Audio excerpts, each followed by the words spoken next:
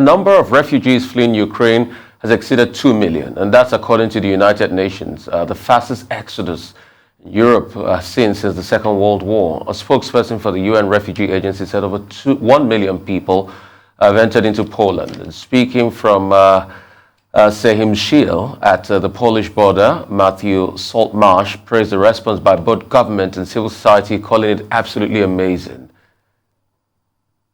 We've gone over 2 million refugees now, and in Poland, as you know, we're over 1 million. Poland is a country of 38 million. That is a huge number for a country like this, but the welcome that has been shown by the Polish government, but also by civil society, is absolutely amazing. You can see it here at the train station, you can see it at the borders, and we really welcome that. We don't have an exact breakdown of the numbers by gender and by age, but of course we know that the majority are women and children who have come across. And of course, as you said, it's International Women's Day. And there are, of course, many concerns about that, the fact that there is the potential for abuse, and particularly with children. So for more on what's happening at the border as refugees make the risky trip to flee Ukraine, here's Arise News International Correspondent Adefemi Akinsanya. Femi, great to have you. You're on the Slovakian border now. What is happening around there? The situation is still very fluid. Humanitarian crisis, unbelievable. This is Second World War all over again. Good morning to you, Rufai. Good morning to you all. Yes, as you've rightfully said, we're on Vysne Nemecke, which is the Slovakian side of its border with Ukraine. And as you can see just behind me, more and more refugees continue pouring into Slovakia. The first thing that we noticed when we got to this point was how organized the humanitarian response had been. Just over my shoulder here, you can see that there are the initial tents where refugees will first come and make themselves known. And here they can make themselves available to people who are able to help and offer them housing, free overnight housing for the day. If they need transport to different parts of the country, that is available to them free as well. There's food, clothes, healthcare checks. So it's a very organized and quite frankly quite warm welcome for many of the refugees coming over from Ukraine, and that is fantastic. If we put this in comparison to the scenes we saw in Poland, there was definitely still a very strong humanitarian side of the response. Heaps and heaps of clothing, food available, police on ground, transport on ground. But here in Slovakia, it's far more organized, far more warmer. You've even got religious representatives here offering counsel and counseling to people who have been fleeing war in Ukraine and who have successfully made their way into Slovakia.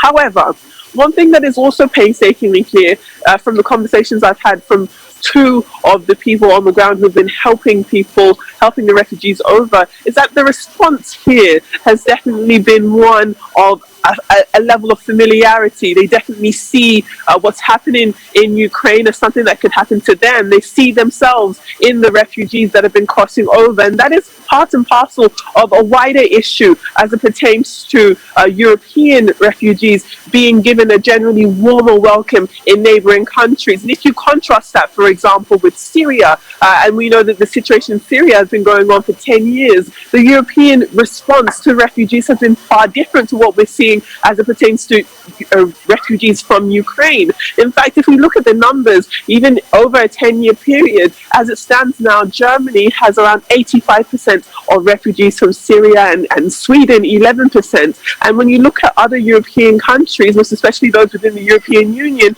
their numbers pale in comparison in terms of them hosting refugees from Syria. We also know that the European Union would pay Turkey, countries like Turkey, to keep Syrian refugees over their side of the country. Now, if you fast forward to 2022, we're here 11, 12 days into the Russian invasion in Ukraine. It's a far different response by European countries when it pertains to refugees coming from Ukraine. And it's unclear whether or not people have learned their lessons and understood that it's a good thing to help people who are fleeing war, or whether or not there's a level of familiarity with people who look like them.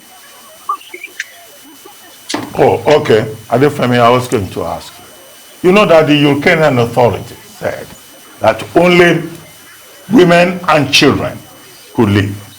Slovakia is one of those very close countries just around the mountain range.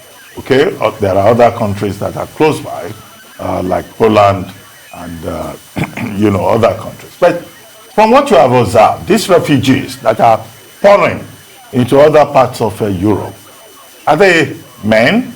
Are they majorly, in terms of demographics, women and children? And what have you observed? Is it that, the men between the ages of 18 and 60 are also taking flight? 2 million will create a very serious refugee crisis right inside Europe. There's no doubt about that. But in terms of the demographics, what have you observed? From Poland all the way down into Slovakia, the consensus has been the vast majority of refugees coming over from Ukraine have been women and children and the elderly. Vast majority of them. Now, earlier on in the early days of the conflict, we did hear lines that Ukrainian men aged between 18 and 60 weren't allowed to leave. Though we aren't obviously over that side of the border, we do know that there's been a very strong response of people within Ukraine who want to stay, men who want to stay and fight and defend their country. And that is reflective of the demographics of refugees we've been seeing. Yes, from Poland all the way down in Slovakia, it has been mostly women, children and the elderly. Those are the vast majority of people that we've been seeing who have been crossing over into countries like Poland and Slovakia. I do want to talk about Nigerian and African refugees though. I was able to speak to one of the rescue workers here and he told me that just yesterday there was a Nigerian family of 4 who were able to successfully make it into Slovakia. It was their intention to move onwards to Germany and they were able to take benefit of the resources on the ground there. But again, that was a woman and children. Unclear whether or not a man was in that group there. But yes, if we're looking at the demographics, it is vastly women, children and the elderly. And even the elderly are mostly women too. Well, what can one really do, Adefemi?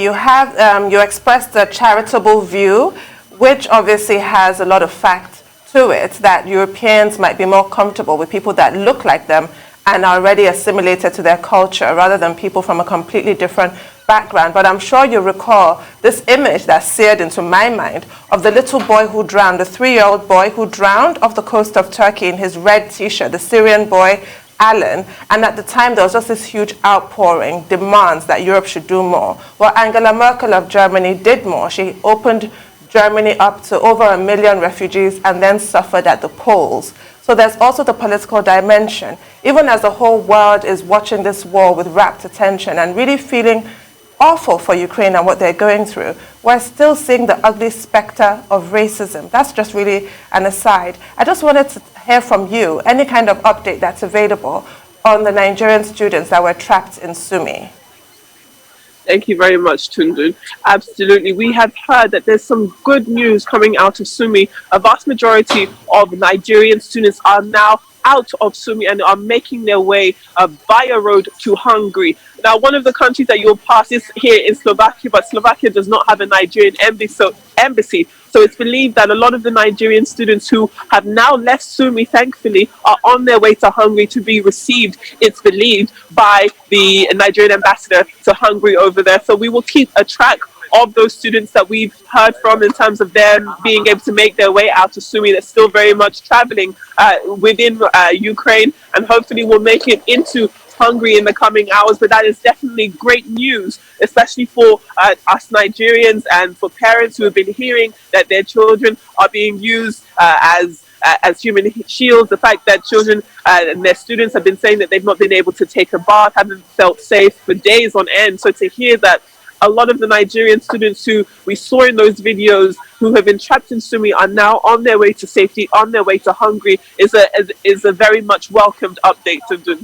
Thank you so much, Adefemi, for your great work that you're doing out there. Please stay safe.